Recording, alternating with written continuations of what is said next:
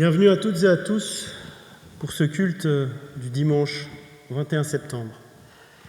Que la paix et la grâce de notre Seigneur soient avec nous tous, de la part du Père, du Christ Jésus, notre Sauveur, et que la communion de l'Esprit Saint nous unisse pour célébrer ensemble ce temps mis à part pour notre Dieu.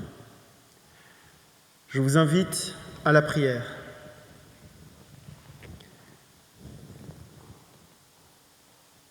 Seigneur, nous voulons te remercier pour les talents présents dans cet édifice. Nous avons tous des dons que nous mettons à ton service. Et nous cherchons tous et toutes à vivre notre foi ensemble. Mets-nous au défi quand nous croyons que nous n'avons plus rien à apprendre.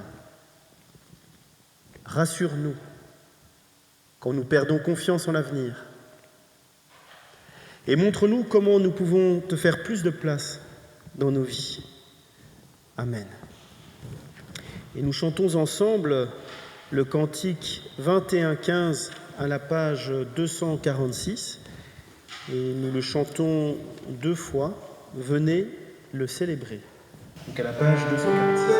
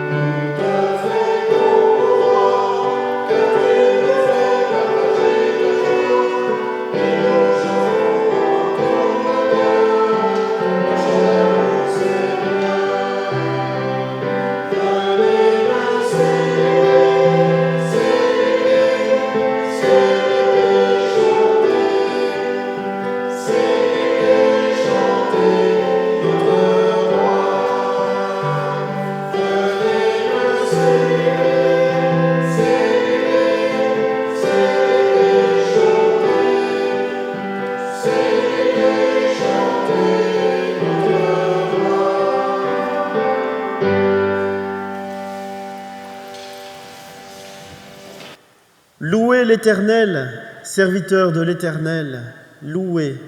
Louez le nom de l'Éternel, que le nom de l'Éternel soit béni, dès maintenant et à jamais. Du lever du soleil jusqu'à son couchant, que le nom de l'Éternel soit célébré.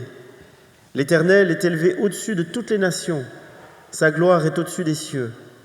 Qui est semblable à l'Éternel notre Dieu? Il a sa demeure en haut. Il abaisse les regards sur les cieux et sur la terre. De la poussière, il retire le pauvre. Du fumier, il relève l'indigent, pour les faire asseoir avec les grands de son peuple. Il donne une maison à celle qui était stérile. Il en fait une mère joyeuse au milieu de ses enfants. Louez l'Éternel. Et nous nous levons pour chanter ensemble le cantique 41-28 à la page 600. À Dieu soit la gloire.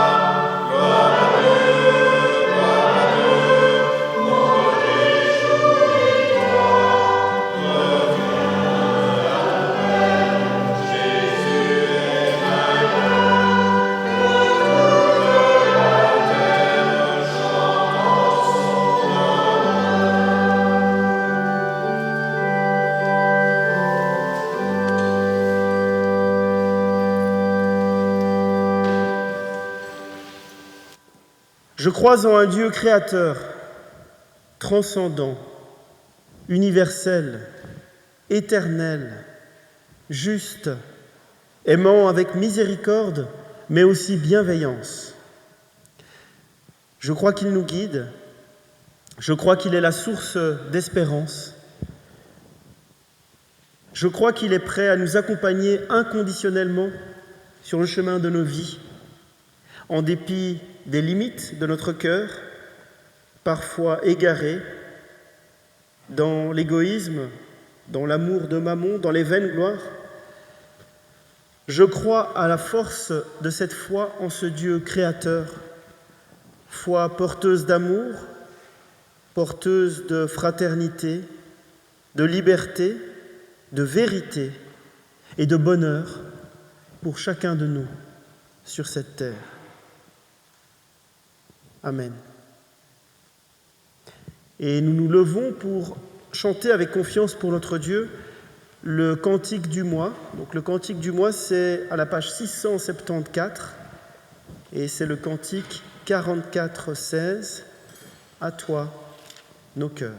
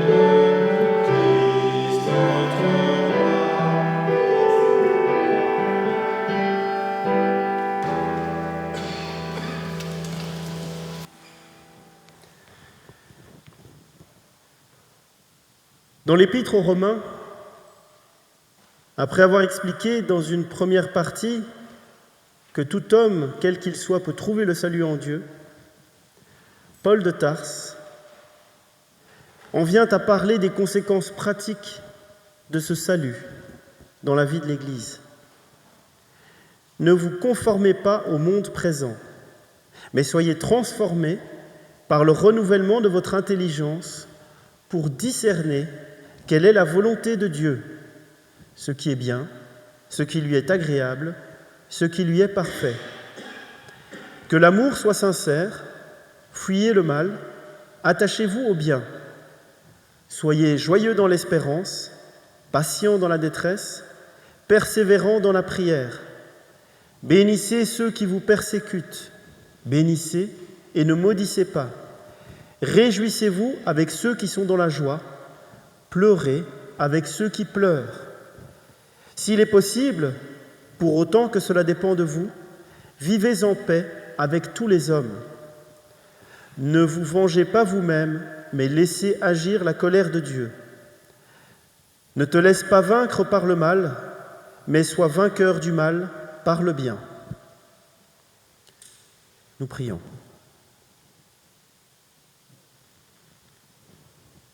Seigneur, tu nous invites au renouvellement de l'intelligence et nous sommes tellement lourds, tellement lents à comprendre les chemins de l'Évangile. Seigneur, tu nous appelles à discerner ce qui est bon et juste et nous sommes paresseux dans la recherche de tes voies. Nous préférons agir selon nos propres idées ou selon des lois toutes faites. Tu nous exhortes à être vainqueurs du mal par le bien. Et bien souvent, nous préférons fuir le mal ou le combattre avec ses propres armes. Ô Seigneur, aie pitié de nous et conduis-nous dans les sentiers de la justice. Apprends-nous à être joyeux dans l'espérance et patients dans la détresse. Apprends-nous à bénir ceux qui nous entourent, même ceux qui nous persécutent. Apprends-nous à bâtir en paix, à être artisans de réconciliation. Apprends-nous à choisir le pardon plutôt que la vengeance. Que ton évangile ne reste pas une lettre morte lue dans un livre, mais qu'il devienne parole vivante pour notre vie. Amen. Par la mort de Christ, Dieu prouve son amour pour nous. Par la mort de Christ, nous sommes délivrés de nos peurs, de nos fautes et de notre propre mort. Par la mort de Christ, nous sommes réconciliés. Que son amour, son pardon et sa réconciliation nous relèvent et nous fassent vivre. Amen. Et nous nous levons pour chanter ensemble à la page 824, donc c'est à la page 824, le cantique 5108, grande et merveilleuse.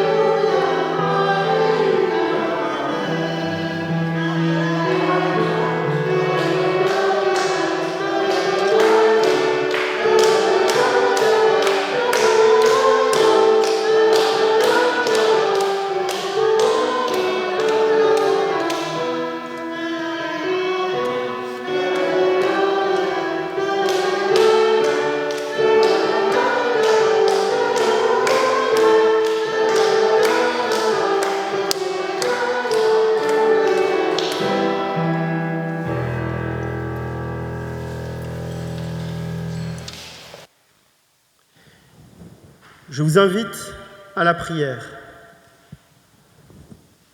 Ô Dieu très saint, ouvre-nous à ton message de paix, d'amour et de compassion, message qui se trouve dans les Écritures. Aide-nous à témoigner de ce message tous les jours de notre vie. Amen. Vient maintenant le moment des lectures bibliques, avec comme première lecture Amos 8, les versets 4 à 7, et comme deuxième lecture, Luc 16, les versets 1 à 13.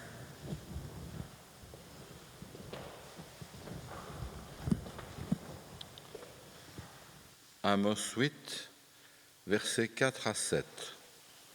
Écoutez ceci, vous qui dévorez l'indigent et qui ruinez les malheureux du pays. Vous dites quand la nouvelle lune sera-t-elle passée, afin que nous vendions du blé? Quand finira le sabbat, afin que nous ouvrions les greniers? Nous diminuerons les fats et nous augmenterons le prix. Nous falsifierons les balances pour tromper, puis nous achèterons les misérables pour de l'argent et le pauvre pour une paire de souliers. Et nous vendrons la criblure du froment. L'Éternel l'a juré pour la gloire de Jacob, je n'oublierai jamais aucune de leurs œuvres. Le pays, à cause d'elle, ne sera-t-il pas ébranlé, et tous ses habitants ne sont-ils pas dans le deuil? Le pays montera tout entier comme le fleuve. Il se soulèvera et s'affaissera comme le grand fleuve d'Égypte.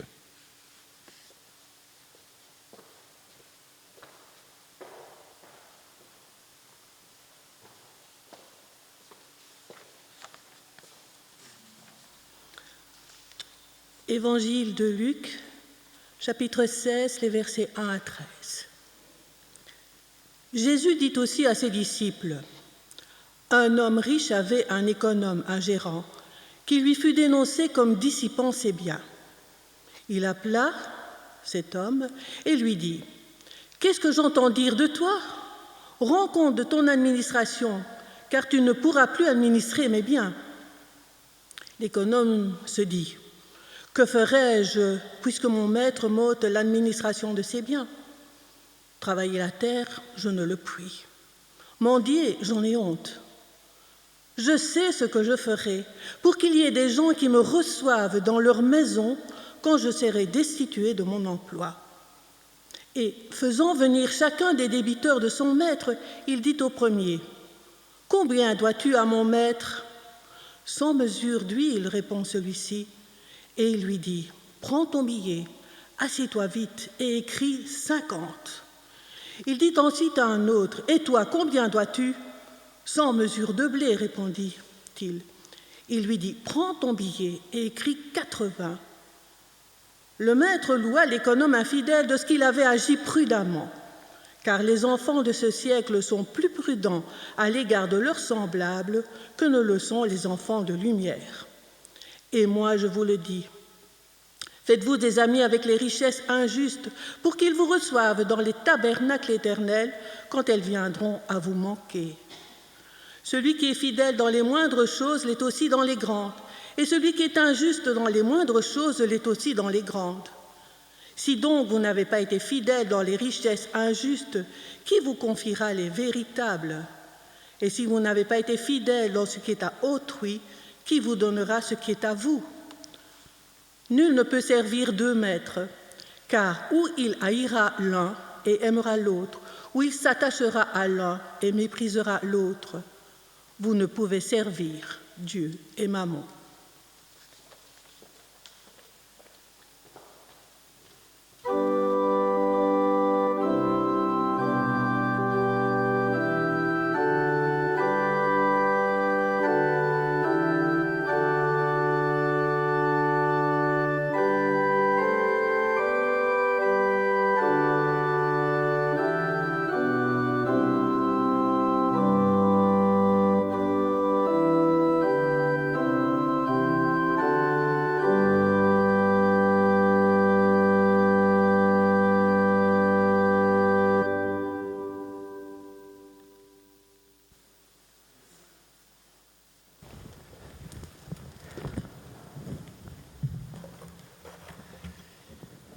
Dans le film La folie des grandeurs, Louis de Funès interprète un ministre qui est renvoyé. Alors qu'il va être au chômage, il s'écrie « Que vais-je devenir? Je suis ministre, je ne sais rien faire. » Eh bien, dans la parabole de ce jour, c'est un peu la même chose. Un économe, on pourrait aussi dire un intendant ou un gérant, doit rendre compte de sa gestion. Il a peur d'être renvoyé, car comme Don Salus, dans La folie des grandeurs, il ne sait rien faire de ses mains et il a trop honte pour mendier. Pour se protéger d'un avenir incertain et d'une situation précaire, il lui vient une idée. Réduire le montant des dettes des débiteurs de son maître pour s'en faire des amis sur lesquels il pourra compter le moment venu. Il pourra trouver parmi eux son futur employeur. Cette parabole n'est pas très morale, car cet homme dilapide encore plus les avoirs de son maître, ses dettes ne lui appartiennent pas. On peut noter quand même qu'il est possible que la réduction accordée représente le montant qu'il s'octroyait lui-même en guise de paiement, une espèce de commission, mais rien ne l'indique de manière explicite dans le texte. D'autre part, l'objet de son astuce ne s'inscrit pas dans un élan de générosité et de compassion. Ce qu'il fait est destiné à assurer son seul avenir. Et ce qui est bizarre dans le texte, c'est qu'au lieu de punir davantage son gérant, le maître fait son éloge. C'est à n'y rien comprendre à première vue. Et en plus, Jésus est quand même étonnant avec cette phrase qu'il ose dire. Le Seigneur applaudit le gérant de l'injustice. Dieu fait ainsi publiquement l'éloge d'un intendant incompétent qui franchit une nouvelle étape en utilisant à son profit les biens qui lui sont confiés. Non. Même si Jésus met l'amour au-dessus des commandements de la Torah, il est impossible qu'il nous encourage à la malhonnêteté, ni vis-à-vis de notre prochain, ni vis-à-vis de Dieu. Mais alors, pourquoi Jésus s'exprime-t-il avec cette parabole plutôt étonnante ? Mais ce qu'il faut comprendre, c'est que dans ce premier siècle, le mot « dette » est utilisé pour parler du péché. Le péché considéré comme un manquement vis-à-vis de Dieu. Par exemple, dans la version du Notre Père que l'on trouve dans l'évangile de Matthieu, on lit « Remets-nous nos dettes, comme nous remettons nous-mêmes leurs dettes à nos débiteurs. » Comme souvent, les paraboles de Jésus ont un caractère subversif, défiant la logique humaine. Le pardon, la dette, n'est plus considéré comme un montant à rembourser, mais comme un lieu de rencontre. En effet, le mauvais gérant se met à visiter les débiteurs un par un. Le comptable devient un ami. En diminuant leurs dettes, parfois jusqu'à la moitié, il facilite leur remboursement.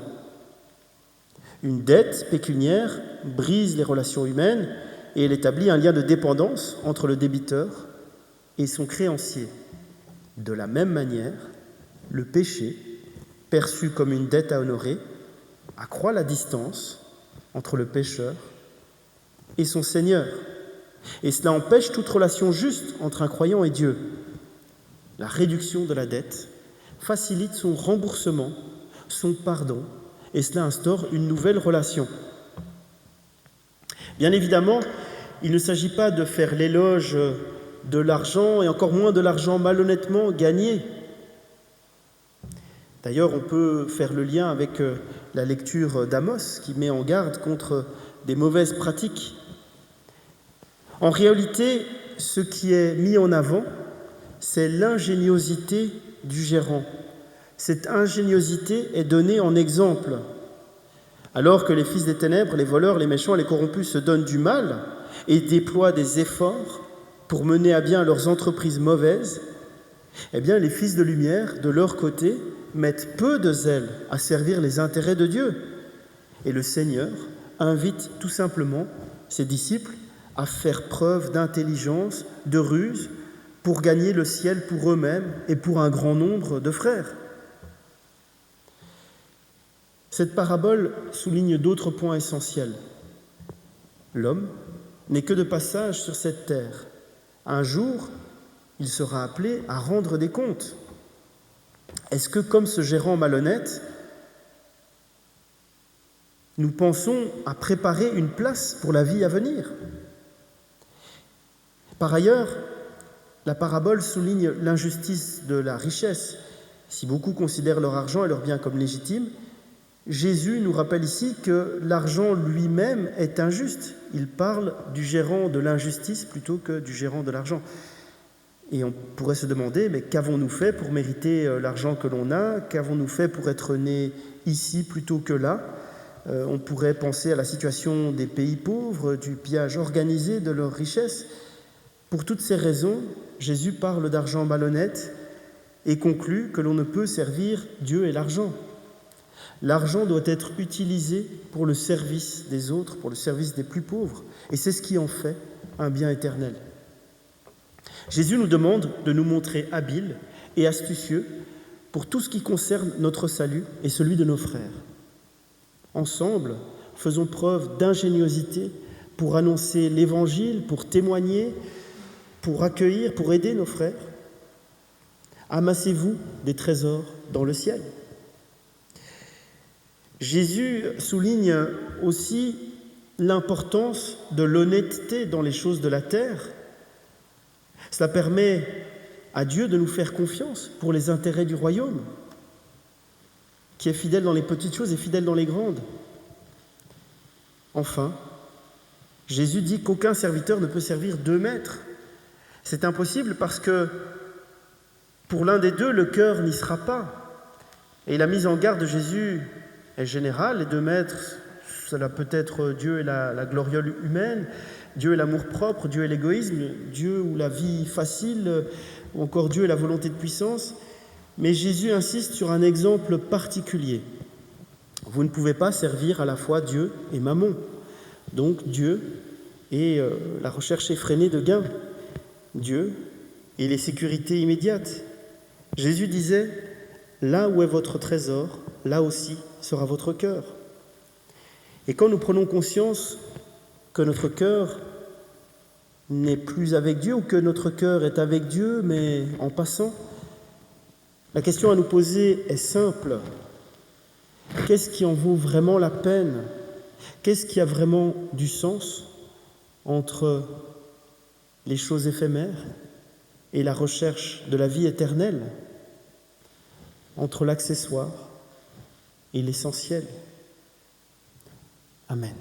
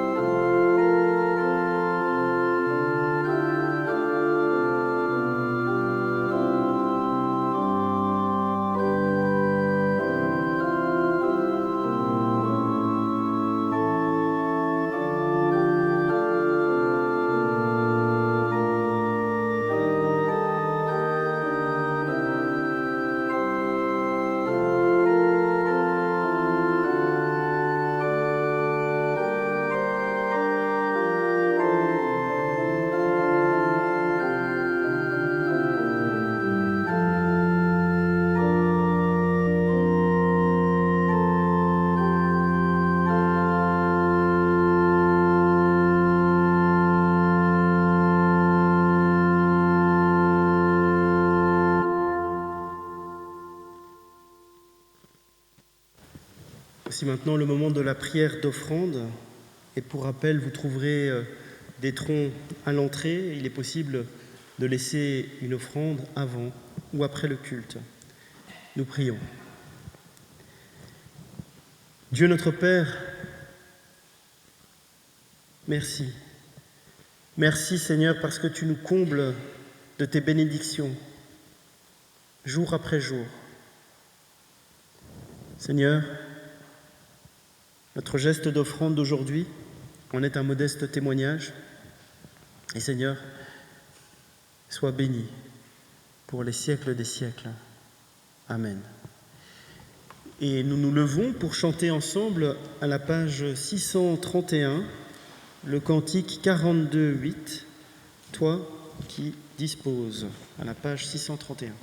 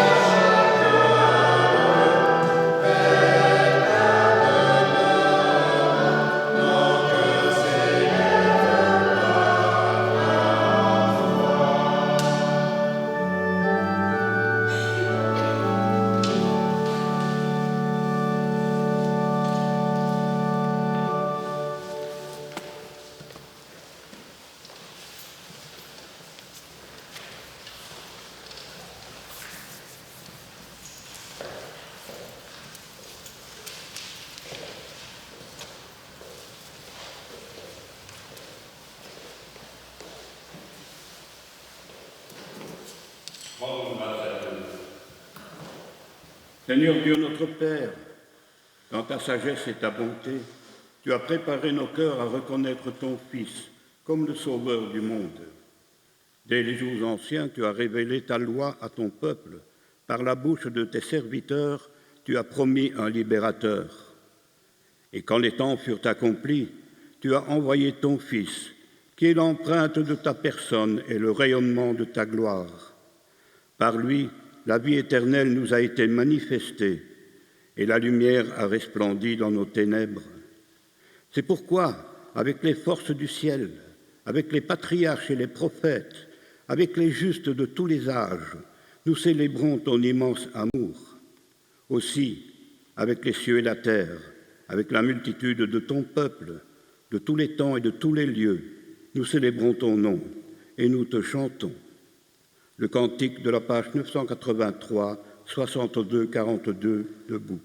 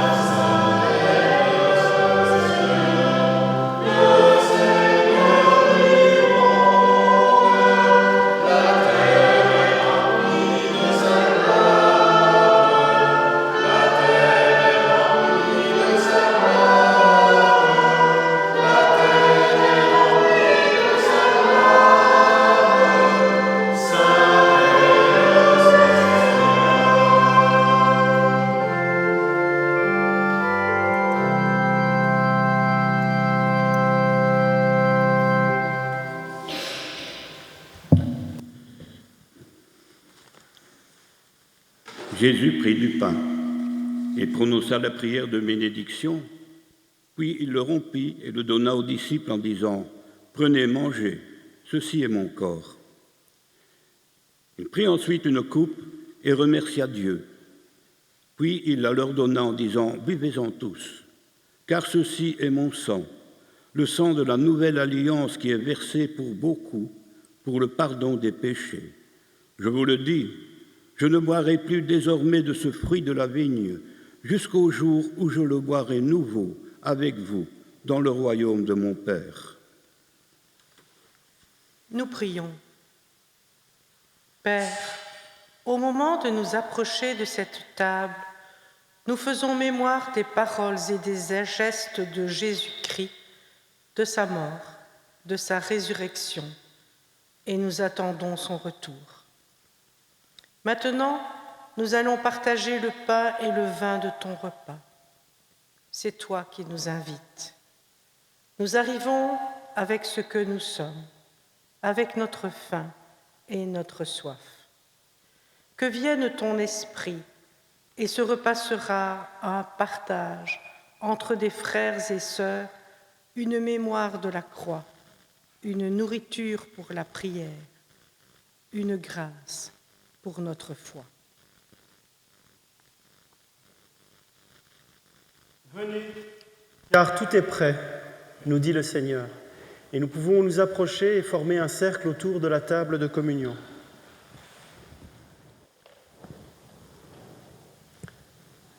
Le pain que nous rompons est communion au corps de notre Seigneur Jésus-Christ.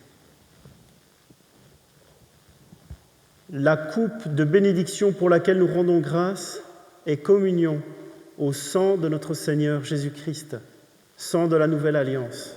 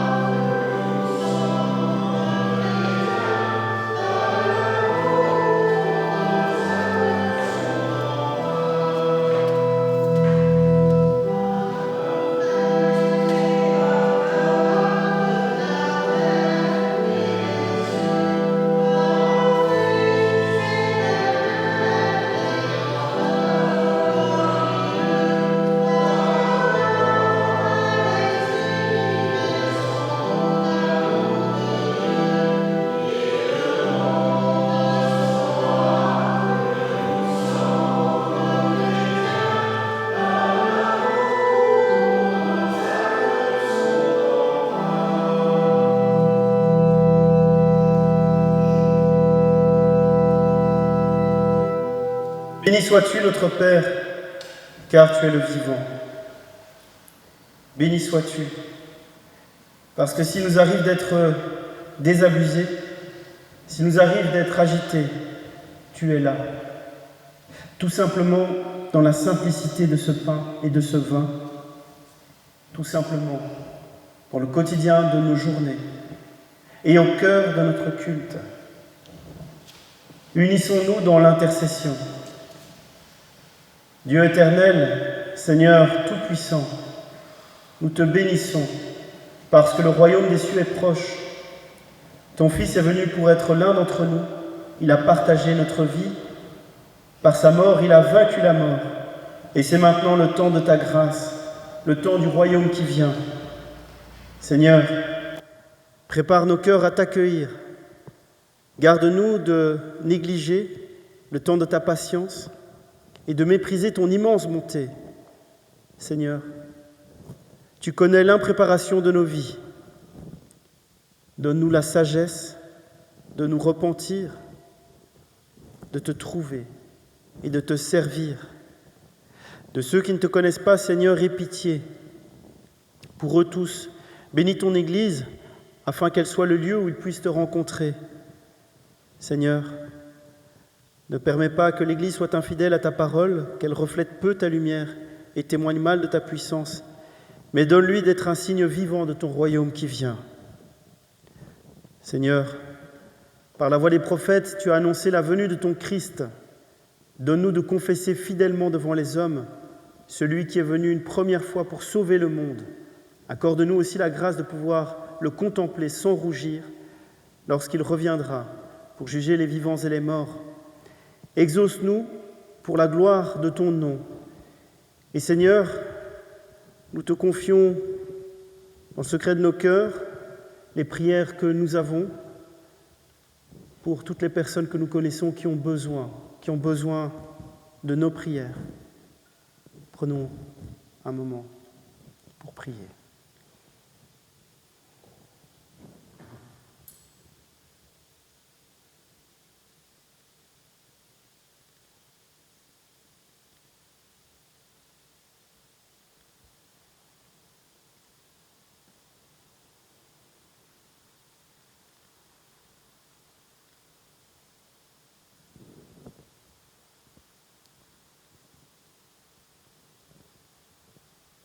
Et nous rassemblons toutes nos prières dans la prière que Jésus nous a enseignée. Notre Père qui es aux cieux, que ton nom soit sanctifié, que ton règne vienne, que ta volonté soit faite sur la terre comme au ciel. Donne-nous aujourd'hui notre pain de ce jour. Pardonne-nous nos offenses, comme nous pardonnons aussi à ceux qui nous ont offensés. Ne nous soumets pas à la tentation, mais délivre-nous du mal, car c'est à toi l'appartiennent, le règne, la puissance et la gloire, pour les siècles des siècles. Amen. La paix et la grâce qui viennent de Dieu vous sont données. Allez dans la paix du Christ. Nous pouvons nous asseoir.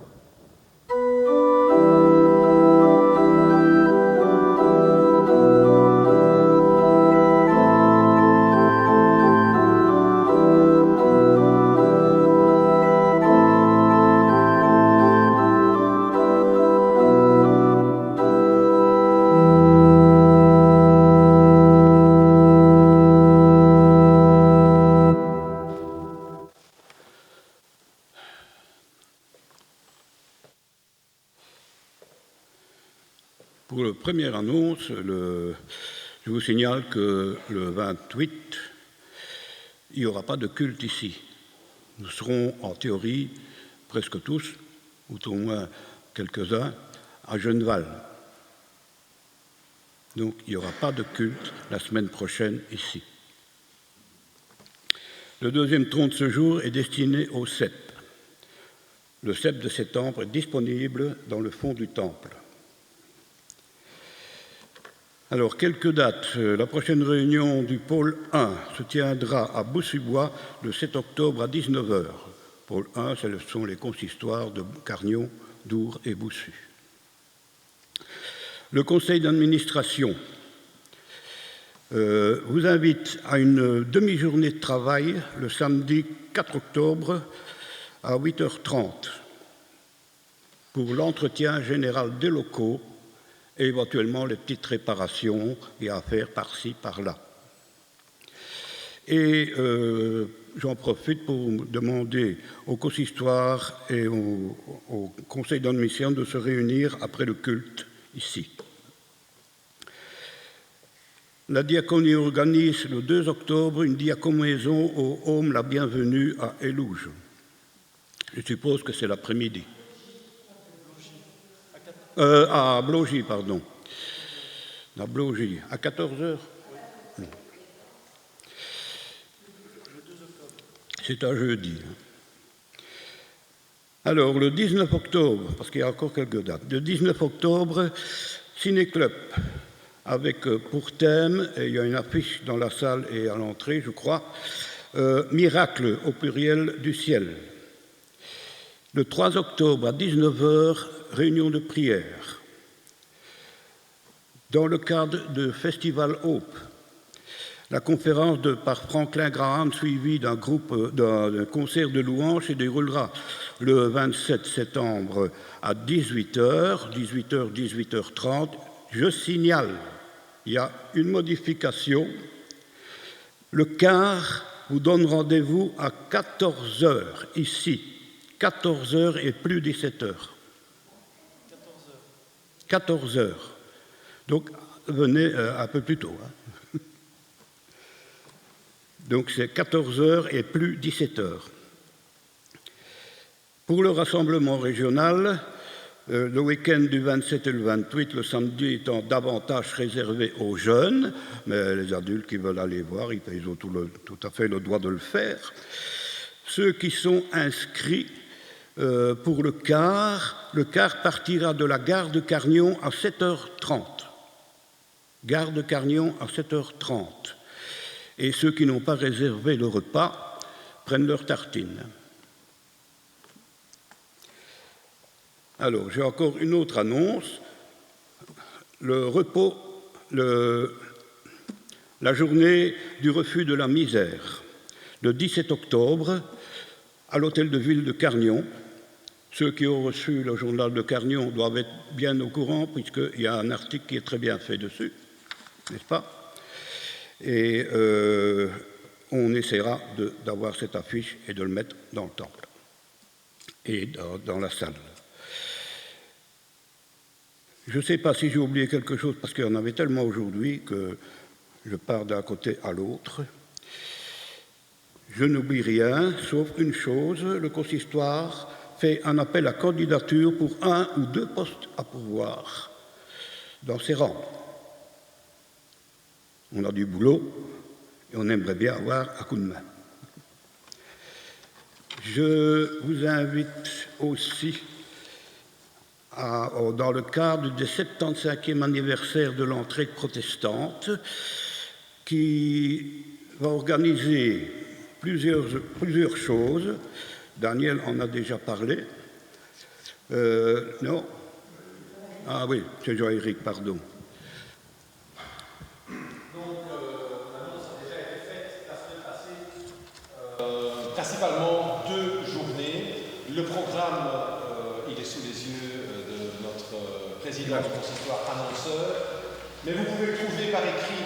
J'en ai réédité quelques exemplaires sur le comptoir, ex-comptoir de librairie, où il y a vraiment beaucoup de feuillets d'informations. Donc servez-vous. Notamment, il y a le programme du 75e anniversaire de l'entraide. Merci.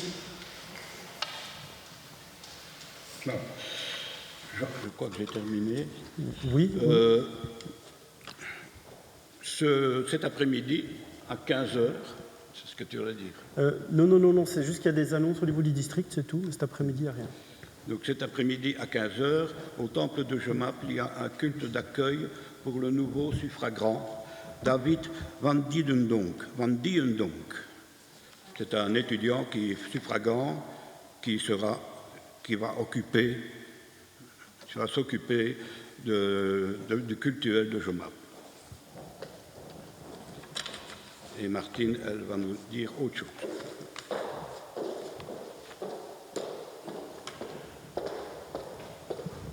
Alors, comme chaque année, je reviens avec l'opération CAP 48. Vous savez combien ça me tient à cœur.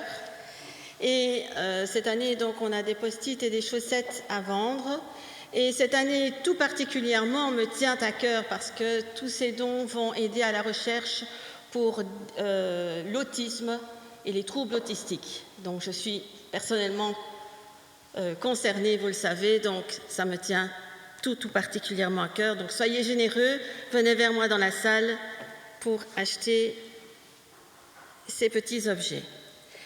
Et mon autre interpellation, c'est donc pour que vous soyez informés des différentes dates des assemblées synodales 2025-2026. Comme ça, si vous voulez participer aux assemblées synodales thématiques du mois de mai, vous pouvez me le signaler et vous pourrez alors accéder en tant qu'invité. Vous n'aurez pas le droit de vote, mais vous pourrez assister au débat, aux discussions. Alors, il y aura le 22 novembre 2025 notre assemblée synodale ordinaire. Le 9 mai 2026, c'est notre assemblée thématique à laquelle vous êtes cordialement invités. Les 14 et 15 novembre 2026, là c'est le week-end d'assemblée synodale ordinaire. Donc une année sur deux, c'est un week-end, une année sur deux, un seul dimanche. Oui, j'arrive à le dire. Non, samedi. Samedi. Et alors, là, vous êtes aussi tous les bienvenus parce qu'à l'Assemblée, il y aura un culte particulier le 11 janvier 2026 où il y aura la passation de pouvoir entre l'ancien président du Conseil synodal, M. Feut, et la nouvelle présidente du Conseil synodal, Mme Blomard de Tavernier. Donc là, vous êtes les bienvenus à ce culte qui va mettre en place donc pour un certain nombre d'années la première présidente de synodale féminine et ça se passera à Bruxelles à l'église du marché au grain. Et alors je vous rappelle donc cet après-midi, venez pour accueillir notre nouveau suffragant dans notre district, M. David Van Tindonck, et c'est à 15h. Je sais qu'il y a également la journée de Boussu-Bois, mais voilà, parfois les agendas se bousculent un peu. Faites de votre mieux. Merci pour votre attention. Merci. Et alors, on peut souligner qu'on a une présidente au niveau du synode, mais on a également maintenant une présidente au niveau du district, en la personne de Martine Marlier, que l'on peut applaudir.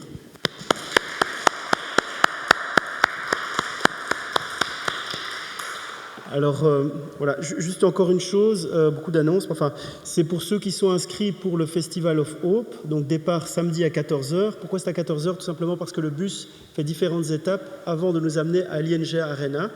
Alors, vous pouvez amener, bien sûr, de quoi vous restaurer, même si sur place, il y a de la petite restauration. Il est aussi possible de manger sur place, de trouver sur place. Mais sinon, vous pouvez amener tout à fait votre repas avec vous.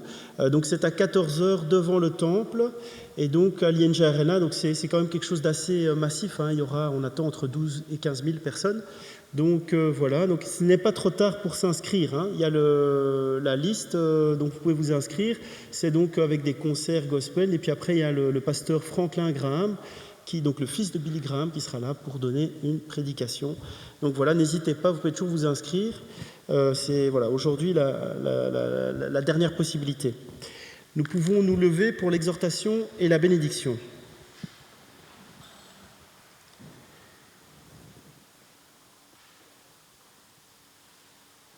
Dieu nous envoie pour être témoins de sa croix et de sa victoire, pour poser les signes de son royaume, pour devenir des artisans de sa justice,